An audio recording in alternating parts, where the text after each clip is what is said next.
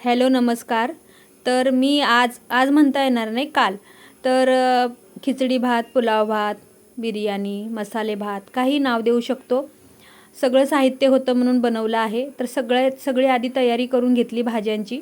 त्यानंतर फोडणीसाठी तेल घेतलं, मोहरी, जिरं तडतडल्याच्या नंतर लसूण आल्याची पेस्ट घातली, नंतर तमालपत्र, दालचिनीचा तुकडा घातला, कढीपत्ता, कांदा सगळं मिक्स करून झाल्याच्या नंतर बघा, घरात होते म्हणून 2-3 काजू घातले आहेत, एरवी मी घालत नाही.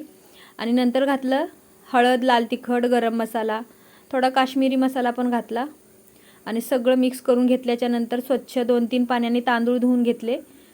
आणि आता हे कट केलेल्या भाज्या घालून ते तेलावर परतून घेऊन तांदूळसुद्धा घालून घेणार आहे आणि मिक्स करून घेणार आहे.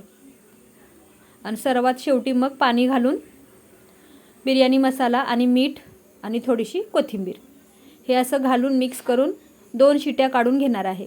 2 शिट्यामध्ये व्यवस्थित होतं. जास्त पाणी कमीही नाही घातलं आणि जास्तही नाही घातलं. मग 2 शिट्या काढून घेतल्याच्या नंतर झाकण थंड होऊन दिलं आणि उघडून घेतलं. मस्त भात तयार झाला होता. त्यानंतर आणखीन थोडं सजावटीसाठी काय केलं, कांदा परतून घेतला, तेलावर छान तळून घेतला आणि कोथिंबीर घालून हे असं मस्त सजवलं. तर मी बनवलेला पुलाव भात, व्हेज बिर्याणी तुम्हाला कशी वाटली? तर स्वाद तर खूपच सुंदर होता आणि सजावट पण खूपच छान दिसत होती. तर व्हिडिओ आवडला असेल तर लाईक करा. धन्यवाद.